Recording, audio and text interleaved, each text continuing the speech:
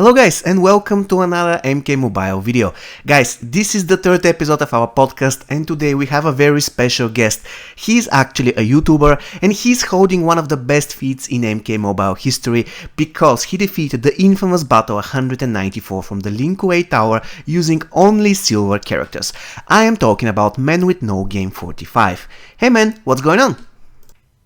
Hey, what's up, man? Thanks for having me on your podcast. You are very welcome, and just right off the bat, I'm curious to know why it is Manwithnogame45. Why Manwithnogame and why 45? Okay, well, I am a huge fan of the Man with No Name trilogy. And I actually probably would have named myself Man with No Name, but everybody in the world seemed to have that handle already. And then beyond that, I thought, well, these are games. I often play so many video games, I run out of games to play. So I'm kind of like this man with no game often where, I'm looking for something to do. And then 45 has significance in the sense that, it's the gun of choice for the man with no name, especially in the first of the trilogy for a fistful of dollars.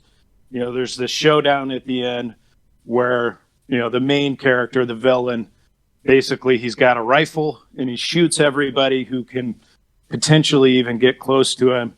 And he tells the man with no name that if a man with a 45 meets a man with a rifle, the man with the 45 is dead. And essentially he wears this armor underneath his poncho, gets close to him, asks him the question again. So what was that you said about a man with a 45? Right before he kills him. So that's kind of a little bit of the history of the name. I never actually saw this, but I have to rectify this error, it seems. Anyways, when it comes to MK Mobile, why you selected MK Mobile? What drew you to the game in the first place? Yeah, it's pretty funny. I bought a copy of Mortal Kombat X. I didn't play it for a long time because it was the year that my son was born. And I was a lot more focused on family. I had a really demanding job. I was working 12 hours a day. I actually bought the game on a Black Friday special. Didn't even play it for about 8 months or so. And then I think it was July of 2016, I finally installed it. I purchased the XL upgrade. And when I played it, there were these skins that I really wanted to unlock for Cassie Cage and Jackie Briggs, the cybernetic Jackie Briggs, and I think it was undercover Cassie Cage. And you could only unlock those by playing MK Mobile, and that's what got me started on the game. But the crazy thing was, once I started playing, I noticed I was playing the mobile game way more than I was even playing the console game, and I was kind of surprised about that. But one thing led to another, and here we are. Okay. Another thing, I am interested to know what got you going before update 2.0 and after update 2.0. Because for me, update 2.0 is a pivotal moment in MK Mobile. Basically, I divide the game into 2 or 3 parts, but mainly in 2 parts, before update 2.0 and after update 2.0. So my question for you is, what did you like the most before update 2.0, what you hated the most before it, and what you like most after this update, and what you hate about it? Well, I think what I really enjoyed the most prior to update 2.0 was that there was always something amazing coming next. Every update that came out introduced something new. If it wasn't, the fact that we're getting maybe 2, 3 new characters in an update at least, we were getting new game modes, and it was one of these things where I'd start to get bored with the game, but right as I was about to put it down, new news came out, update, etc. And that just kept me engaged. And at the point that they added quest mode, that was the thing that really sort of blew the top off of the game for, I think, a lot of us players, because we'd been trying to build our collections, but we didn't have a reliable way to get a lot of souls. And once quest mode was added to the game, you could run hourly quests and just amass massive stores of souls. And around the same time, they added the Elite Pack Pro, So they basically, gave us the keys to the castle, and you could really unlock your full potential with an entire diamond collection. And around the same time, we'd been getting all these other modes. Relic Hunt made the game really interesting, being able to unlock Conqueror Shao Kahn. Classic reptile events had started, so that was awesome. But then the huge thing that dropped was feats of strength. So instead of having this lame victory screen, which we used to have, where you just had your 3 cards showing, you'd have some kind of awesome victory stance that was shown when you won, and that really greatly increased the depth of the game and the amount of time that we would spend grinding, because you can unlock all of these different victory stances and other feats of strength like taunts and icons and backgrounds for your team, titles to have in faction wars. So that's what kept me going in the game in the beginning. Like you, I was very excited for 2.0. I thought, of course, since we dropped all the character exclusives that we originally had for cross-platform unlocks, those were added to the store. Like I said, the cybernetic Jackie Briggs undercover Cassie Cage that originally brought me to the game, those were added into the store, and just a Scorpion were added into, pulled from the cross-platform, and added into the store with 2.0. We thought that they were going to add something, for MK11. And I think that's what most of us were really pumped about, when it came around. And then to find that all we got was a gold card and some extra souls was just a massive disappointment. But even worse than that, we found out that, all of a sudden we've got these ridiculously low drop rates that any new cards are locked behind. And, there really hasn't been much innovation or creation of new game modes, besides these repainted Shao Kahn's towers that we get now. One thing you have to address before update 2.0 though is that the challenge was there thanks to the hackers. There were certain hackers that were true. Possible to beat, and of course, granted that you have perfect team with perfect synergy and you're bringing your absolutely A game. So this was something pre-update 2.0 that I'm currently missing. Even though I don't miss the hackers as something that you had to face like all the time, I was missing those really challenging fights. Yeah, I'm with you on the Action Wars. I actually enjoyed that quite a bit, although it would get frustrating when you'd face these boss characters that people put together, and they've got just so many talent tree hacks that, your whole screen fills up with all the different, debuffs and whatnot, and there's no way to beat them. That was frustrating, and it would get to the point where I actually would run weaker teams, and the combination of the teams that I would run because I would run into as few hackers as possible. Yeah, by the way, this is something I was doing as well. It was pretty common, by the way, because the weaker the team is, the less the chances to face hackers. Anyways, when it comes to the current game, what do you think about the game in its current state? I think at this point, I've given the game a lot of chances. It's been a year and a half since 2.0. When 2.7 came out, it was a pretty big slap in the face because, developer Mick Pack had once again promised, big changes are coming. Look forward to the second half of the year. So we also heard we were getting this new gold card, Smoke. And I think the perception among so many players was that, hey, NRS might finally be listening to us, adding a new gold challenge card to the game. And, they were promoting it with all the classic Smoke, classic MK2, Living Forest music and videos, and it seemed great. Well, of course, the first thing that we find out about the game beyond Shirai Ryu Towers is, classic Smoke is locked behind a 20% drop rate in a pack for $9.99. And it's just like, are you kidding me? Everybody was figuring that, maybe finally we're going to get an update to the Faction War store rewards. Maybe we're going to get some new characters in the Gold Blood Ruby packs, but there's nothing put into reviving the Faction Wars game mode. It's just basically, are you going to pay me? And the Shirai Ryu Tower is the same way. They added all these packs, but it seemed like, or I should say, they increased the difficulty level of the tower significantly. But it seems like the effort really was to try to force players' hands in purchasing packs and basically paying to win, which I don't think you need to do. You and I have both put out videos about how you can win without necessarily having the equipment and also using gold cards.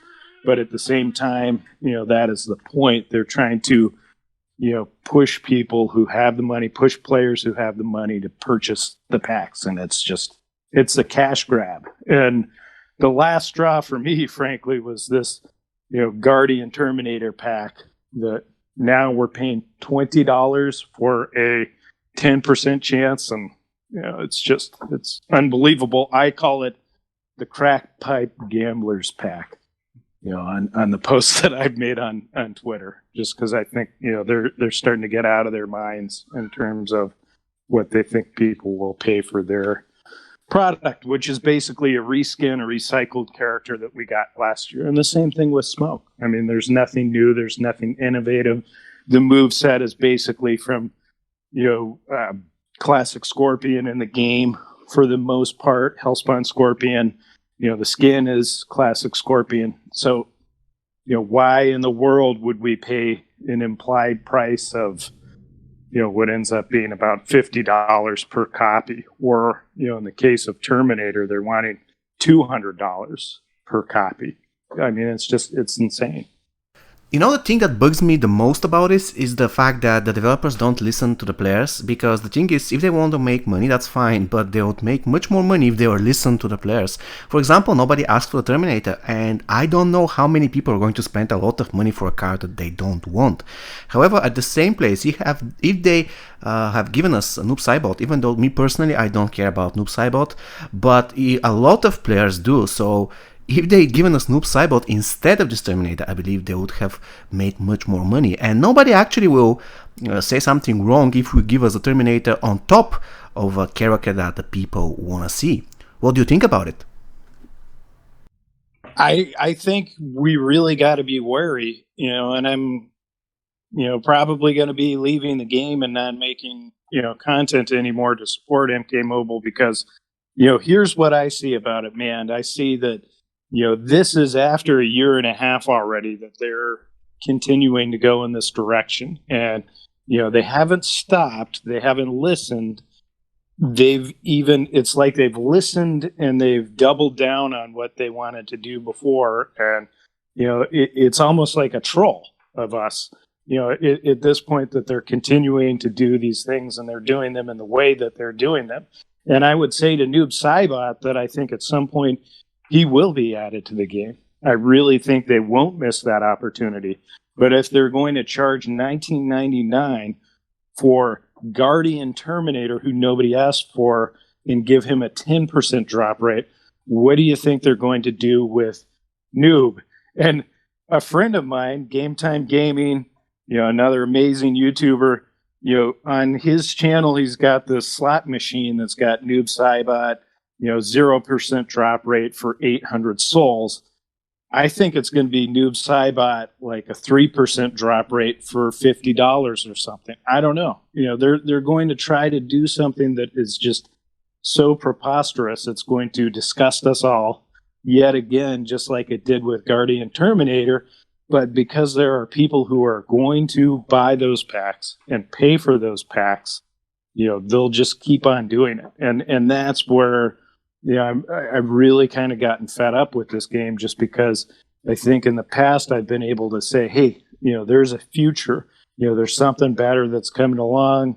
Yeah, all this stuff really sucked. There hasn't been a lot of great new content, but, Mick's promising that we've got a big, huge update coming out, and this is a massive update, 2.7. What do we get? We get a repainted tower. We get 2 reskin characters that now they want cash for and they're doing low drop rates on. What's next? Really, what's next? What do we have to look forward to? And at least last year there seemed to be a bit of a reprieve, but it's always got such a strong profit-driven, undercurrent to it. Regardless, like even the Lin Kuei Tower, that was kind of a nice change. The Tower of Horror was cool in terms of adding new equipment, but the challenge wasn't there. So when all of a sudden, we got Terminator, and we ended up having the chance to also, get a real challenge from the tower that we were playing. That seemed kind of like a revival of the game to me in a way, but you think about it again, it's just very profit driven. They knew that they could get, the most money probably by introducing another crossover character or another guest character, as opposed to giving us what we've wanted forever, which is actual characters from Mortal Kombat games that we've been asking for years. Okay, I want to ask you something interesting. Which will be the character which will make you spend $20 for 10% chance to get him? Which is that character? Yeah, I mean, here's the thing. I learned from basically what's now Strikeforce Cassie Cage. Originally it was Punk Cassie Cage. I really didn't care very much for the design of that card. I didn't really care very much for the passive. I think it buffed silver cards. So it was basically like, your Shaolin Master Kung Lao, but, she buffed the silver cards instead. So originally I wasn't crazy about this card. I didn't manage to fuse up a bunch of copies. I didn't really care.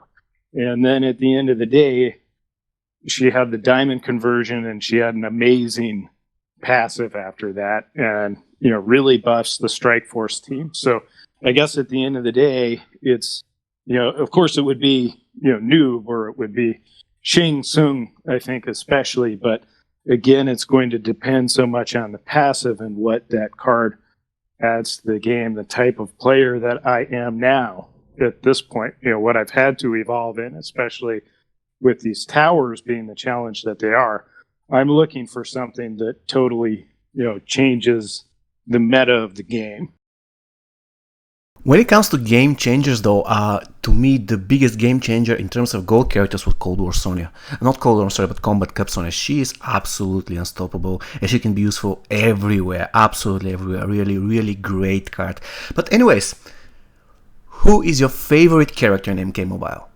Obviously, I think at this point it's pretty, well confirmed through all my videos on my channel that I'm a massive fan of classic Liu Kang. It wasn't initially that way. I would say, before these towers came along, I was more of a fan of Ravenous Melina, also Strikeforce Scorpion. I loved having teams that would regenerate and revive and frustrate my opponents on Faction Wars. But, right now, just classic Liu Kang, because he's totally unstoppable. I mean, even with these buffs and these changes they've made to bosses, I've figured out ways with my talent tree that, are still going to make the matches a cakewalk. Even with the buff that they did to 180, if you're speaking of things, and I saw in your last video, you'd pick this up through, your previous podcast guest and a longtime fan who watches your channel brought it to your attention that the Enrage had been switched for taking out dampening on 180, ostensibly to sell more packs. But yeah, this is classic NRS, no notification whatsoever, make a massive change to one of the big final boss battles in the tower. And it's just basically to cost players more attempts, in the tower, which is, I think that's pretty disgusting and sad in and of itself. But that's not going to affect my classic Liu Kang, because some of the talents that I've picked up are going to drastically reduce damage from X-rays. So I think there's always something that you can do with him because he's already immune to so many things and gets buffed by so many things. And if they give us an equipment like the Muramasa blades in this tower with a character like that, it's basically a game breaker, because what are the bosses going to do? They can't block him, and you can just, continue on dropping these massive special twos on them. And you can check out the videos if you haven't already. I recommend it to folks. This was my first run through Shirai Ryu Tower. I did purchase gear because I was looking to get the brutalities, get those up on my channel, and get the views that I could get from those. But it's still, with this character and the right strategy, the right tower talent tree build, there's nothing that can stop you, at least in these towers or any of the other towers that we've had so far. Do you also consider Classic Liu Kang to be the best character in the game? Yeah, I mean, without a doubt, and the speed is a real factor there too. Just because the speed is so key to the timing and being able to not take damage and being able to, just constantly be on the attack, which that's always the key to MK Mobile. I really don't even block if I can help it. And I think it's more, just especially given the time limits that we have in these fights, you've got to figure out ways that you can always be pressing the attack, because if you're blocking, you're losing. And what is the position on the following? By the way, I'm opening the Pandora's box here, but I want to do it. Now, there is the everlasting question, who is better, MK11 Scorpion or Classic Liu Kang? So what is your position on this? And also, what do you think about the comparison Dead Red Jade against Classic Liu Kang?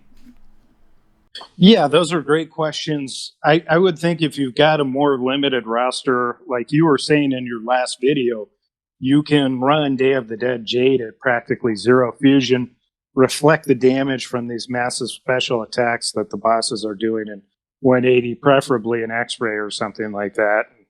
She's terrific, but I think I like MK11 Scorpion a little more than her. Just because of the speed that he's got and the amount of damage that he does on basic attacks, thanks to his passive. Also, if you've got some block breaking gear on him, he's just so fast. But in these towers, he's not as useful in boss fights because his damage over time, it really doesn't do anything because bosses are immune to damage over time. So once again, I'm still going to come back to Classic Liu Kang, especially in this tower, because he's getting buffed by fire damage over time. Now you've got the Champion's Bracers, which add this ridiculous amount of health for him in the tower. It's like a 600% health boost when it's fully maxed as a rare. And then you've got this huge recovery rate where basically if you can manage to tag him out for just a little bit, you're going to see a spike in his health.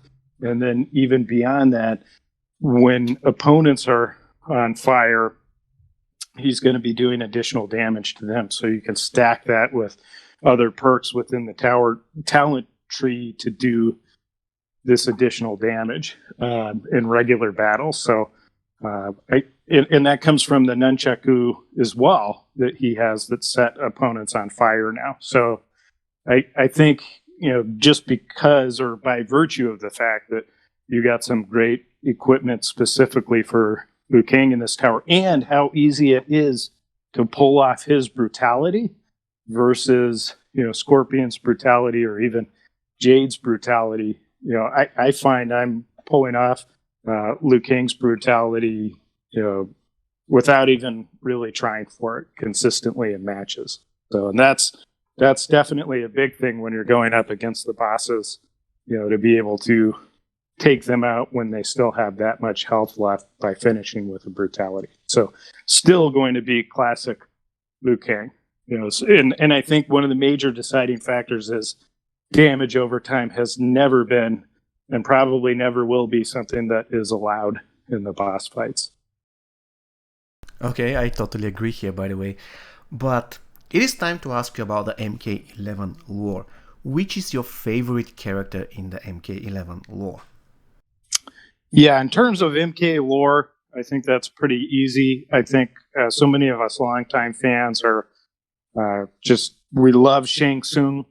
He's been there since the original MK when he was this old man, sitting in the background laughing at us. And, eventually we get to play him at the very end of the game.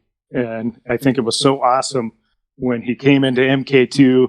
He's this, young guy again because he's used his soul stealing powers to make himself unnaturally youthful.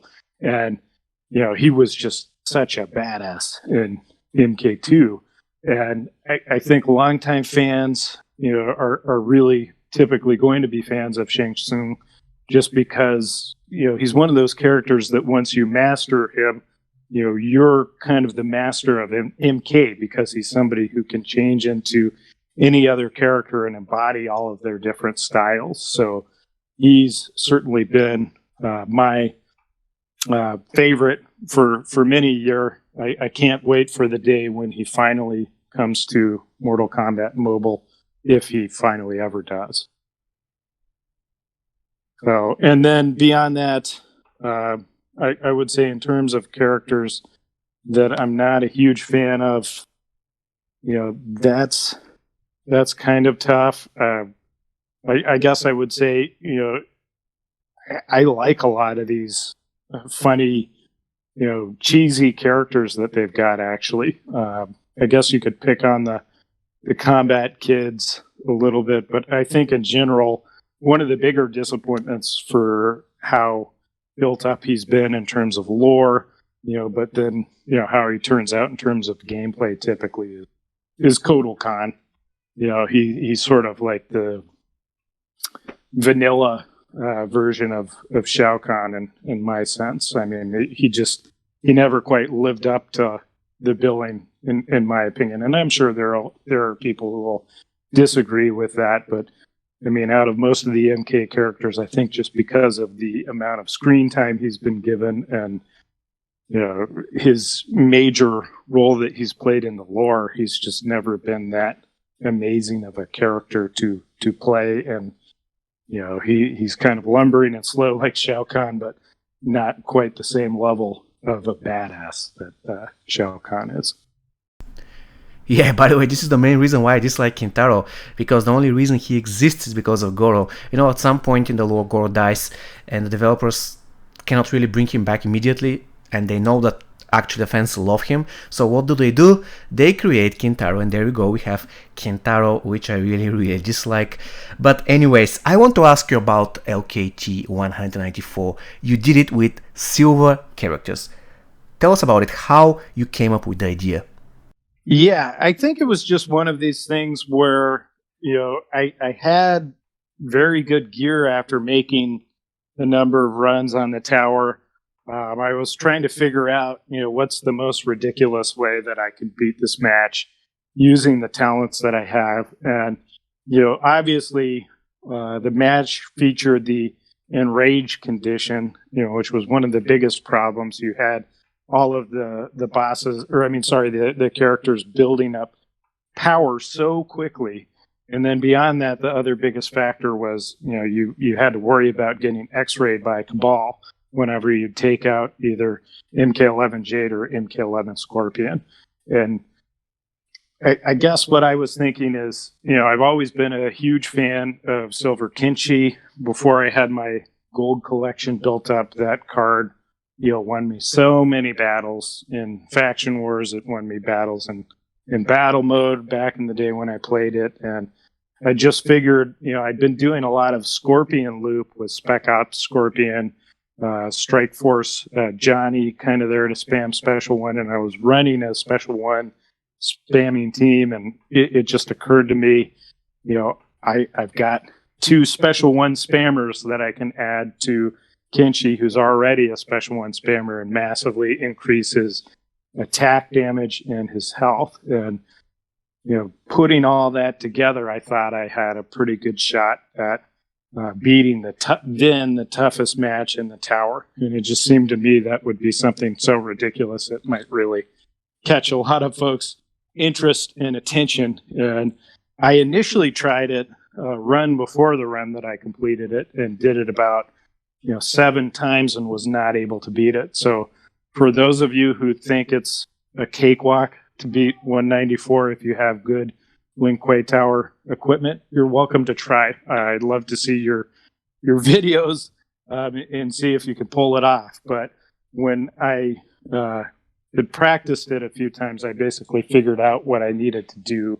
And some of the equipment, like I think it's the Cryomancer's armor, were kind of key in that match because it allowed me to take the X-ray from Cabal, get him tagged in, and then lock him on tag using the power drain and the weak point attacks from the talent tree. So that was the key to the match. As soon as you could get Cabal in and take him out, you basically won. But again, there was zero margin for error because a few hits, even with this maxed out tower equipment, and you're dead.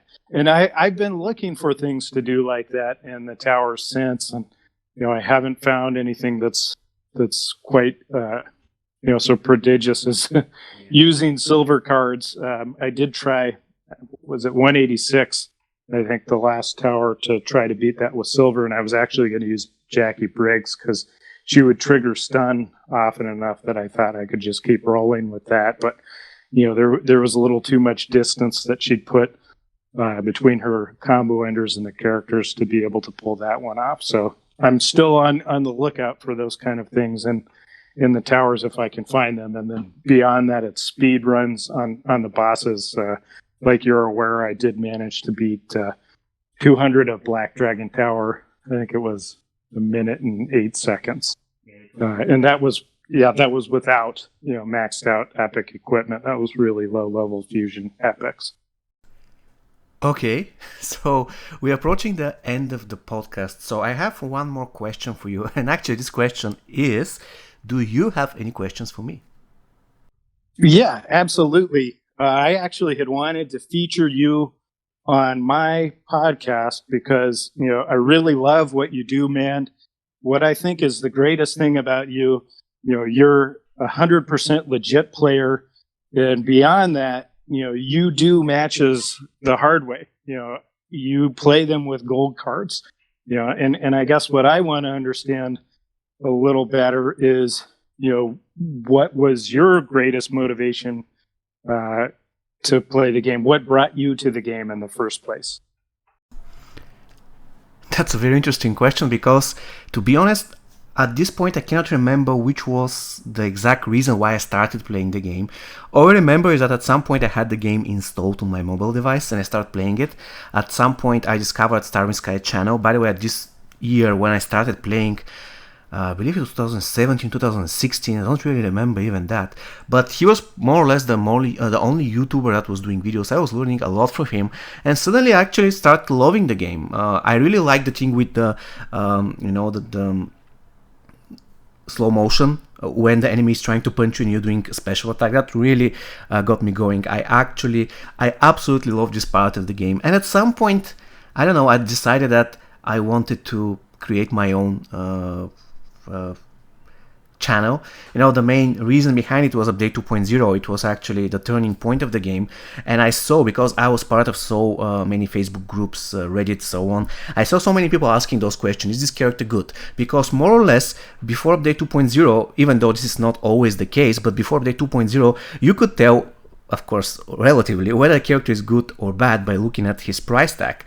Once again, even though this will not always be the case. But after day 2.0, every single character was with the price of 450 souls, except some characters, of course. And a lot of people didn't know what to do. They didn't know which character is worth buying, so I created a video. And by the way, this was the main motivation for me. I just wanted to make the video that I was telling in general which character in my opinion is good or bad, and then I started my reviews, which were aiming at the same thing, to tell people this character has this and this strengths, this and this drawbacks, and this is the reason why you should or you shouldn't buy him or consider him in your team. And more or less this was the main motivation I had. Update 2.0 was really a turning point for me. Yeah, I think that's a wonderful reason for the genesis of your channel. And again, I applaud you so much for taking the didactic approach where you're teaching people in the community, helping people out in the community, to me that really, makes a lot of sense as to why, you choose to play with, what are more difficult cards, I think, in most cases, beating boss fights with gold cards, which, it's something that I probably would never do. I only did it recently because I actually had a friend of mine on Twitter reach out to me and be like, "Hey, I can't beat this. Can you take my account and do it for me?" But I couldn't stand losing those extra matches myself. I've just got to complete that tower. So again, I applaud you for that. And I guess the other thing I have to ask you is, why didn't you go over to the dark side? Why are you a legit player? Well, to be honest, when it comes to the hacking thing, I am Switzerland. I am trying to be absolutely neutral. I'm not going to endorse it. I will never, for example, endorse hacking on my channel. I'm not going to promote it or something. But I am not heavily against it. Reason being, hacking is a gray area because it feels like something morally wrong. But at the same time, the thing that Warner Brothers, all the stuff that they're doing, in the sense that they're not listening to their fan base, unfortunately, I feel like this is some kind of a backlash for everything that they are missing to do, or everything that they're doing wrong with the fans. Me personally, I kind of feel a little bit offended by what they're doing, because I feel like they don't care about me. I've raised so many tickets. I have tried to ask for certain things, and they reply with like when one of those sentences, "We're going to take a look at it," and nothing ever gets fixed, and this is really, really frustrating to me. Yeah, I think you're certainly hitting the nail on the head there. Respect is a two-way street. If they had more respect for the players would have more respect for the game. But again, I am vehemently against hacking. I do think it really takes away from the fun and the spirit of the game. And I think, despite the fact that the odds are very much stacked against you in MK Mobile, at least those of us older players who had a chance to, forge a collection early on, you were able to do it without, having to cave in and pay NRS, which is always their goal all along, even though it's free to play. You've got players like KC Mobile Gaming, who managed to pull it off throughout the years of, never paying a dime to NRS, but also having, the collection that most players can only dream of. So, and that's what I applaud you for, man. That's what I respect you for, as you've done this all 100% legitimately, even though you can certainly say you've had a big pull, in the opposite direction. And pressure that's been put on you in a way in terms of that opportunity, and further knowing that you would get a lot more views if you did that. So, I do commend you for your integrity, in the way that you've run your channel. Well, thank you for this. To be honest, one of the reasons why I don't want to do anything like this is because I feel like once I'm doing it, I will lose my passion for the game. And this is really bad, because currently I'm enjoying what I'm doing. I'm doing something that I'm passionate about. And I'm earning some money from YouTube, so it is a win-win scenario. I don't want really to use that to lose this passion. It is really something that I fear. And basically, about the backlash I spoke like 2 minutes ago, just want to add something. It is not just the fact that they're releasing characters that nobody asked for. It is the general approach. For example, they're always late with the updates. They say they're going to shut down the servers, let's say at 4 p.m. and they are always late. And I'm a developer myself. I know how easy it is to shut a server. It's basically one click. Though their servers could be bigger, probably more complicated than mine. But the thing is, they are running them for years. They know how to shut them down, right? I mean, if they're not sure whether they can do it in 1 hour or at this specific time, they can just say we're going to shut down between 4 and 5, not tell us that we're going to shut them down at 4 and they can be always late. This is extremely disappointing for me, because as a developer myself, I will never do this to my customer. I will never, I mean, anything can happen. There's things out of your control. So if I cannot control anything and I know that I'm going to be late, I'm going to let the customer know. But I will never ever be late on every single release. This is something totally unacceptable. Yeah, basically this is it. Do you want to add something? They do something major, and like the tweet that you responded with, when I was saying I was really considering stepping away from the game and that people should uninstall MK Mobile. That would be the redeeming quality, is if they add some real new content and they walk back some of the things that they've done in terms of their monetization of people who are the most vulnerable, people who are likely to gamble and spend money without realizing what the value is. I mean, they hide it on the packs too. You have to have that information to really understand that you're not even getting that card. You're only getting a 10% chance. It's not so upfront if you read the description. And I think about MK Mobile being played around the world, and people in places like Venezuela, where it's a month's wages maybe that you're gambling away on this game.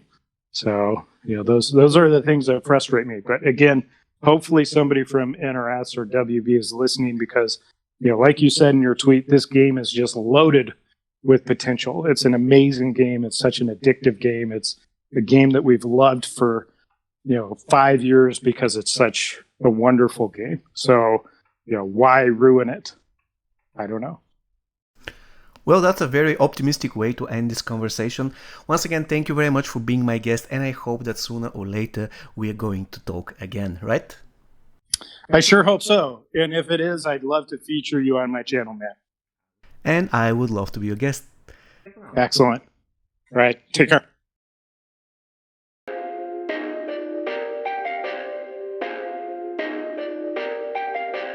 Perfect.